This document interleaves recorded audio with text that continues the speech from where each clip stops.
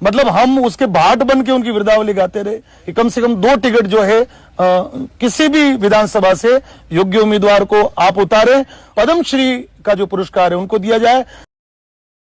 जय माता जी की, जय श्री राम, जय हिंद, जय भारत। आज हम सभी राजस्थान के भजन कलाकार इकट्ठे हुए हैं और एक खास मुद्दे को लेकर यहां पर इकट्ठे हुए हैं। पिछले कई वर्षों से निरंतर धर्म की जागृति, संस्कृति और साथ साथ धर्म का प्रचार हम लोग करते आ रहे हैं और धर्म जागृति और प्रचार के साथ साथ विशेष करके हम एक विचारधारा का, एक पार्टी का हम लोग सपोर्ट करते आ रहे हैं और हमारे गायन की वजह से और हमारे प्रोग्राम की वजह से उनको बहुत फायदा कई वर्षों से निरंतर मिलता हुआ आ रहा है। पर जब पार्टियां जीत कर जब जाती हैं विधानसभा में तो वहां पर हमारी विचारधारा को दबाया जाता है।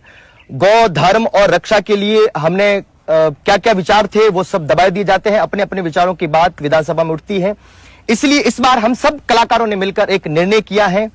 कि हम पिछले कई वर्षों से निरंतर धर्म की जागृति कर रहे हैं तो हमारा भी कहीं ना कहीं हक होना चाहिए। इसलिए हमारी सबसे पहली मांग है कि विधानसभा क्षेत्र में 2 किसी योग्य उम्मीदवारों को उतारा जाए और साथ साथ उन दिग्गज कलाकारों को जो चाहे अभी हैं चाहे स्वर्गवास हो गए हो, उन दोनों को पद्मश्री अवार्ड से नवाजा जाए। ये 2 मुद्दे हैं, एक तो 2 विधानसभा क्षेत्र में 2 टिकटें, सीटें, उम्मीदवार खड़ा किया जाए कलाकारों को और 2 पद्मश्री से। धन्यवाद।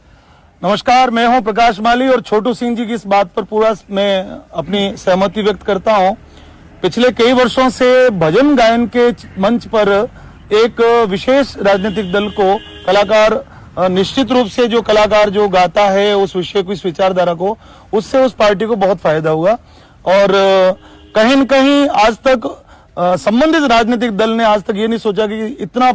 हमारा जनमत इकट्ठा करने वाले कलाकारों को भी कभी अवसर दिया जाए। ये जो चुनाव है, इस चुनाव से पहले, ठीक पहले, सभी कलाकारों के मन में जो भावना दबी हुई थी उसके संबंध में हमने आज सारे कलाकारों के साथ में बैठक करी है और सभी कलाकारों ने हुंकार भरी है कि इस बार की विधानसभा चुनाव में कम से कम 2 टिकट जो है, जिस पार्टी की विचारधारा को हमने सबसे ज्यादा दुनिया तक पहुंचाया, मतलब हम उसके भाट बन के उनकी वृद्धावली गाते रहे, ऐसी राजनीतिक दल से हमारी सबकी अपेक्षा है कि कम से कम 2 टिकट जो है किसी भी विधानसभा से योग्य उम्मीदवार को आप उतारें। और यदि इस बात को आपने अनसुना किया, यदि ऐसा नहीं किया, तो आने वाले समय में कलाकार जो है वो निश्चित रूप से विपरीत भी हो सकते हैं, क्योंकि सरकार जो है उसने यदि अच्छे कार्य किए हैं तो हम केवल और केवल अपना आपका मन रखने के लिए उन कार्यों का कभी मंच पर जिक्र नहीं करते, लेकिन यदि हम लिस्ट बना के कहें तो सरकार ने संबंधित जो कार्य किए हैं उनके बारे में यदि वर्णन करना शुरू कर दे तो शायद बहुत बड़े नुकसान का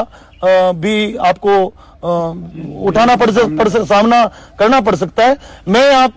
हमारे सभी राजस्थान के दिग्गज, पूर्व और वरिष्ठ कलाकारों की ओर से ये आपसे आग्रह करता हूं कि इस बार से गंभीरता से सोच के इस विषय पर और आने वाली विधानसभा में ये 2 टिकट और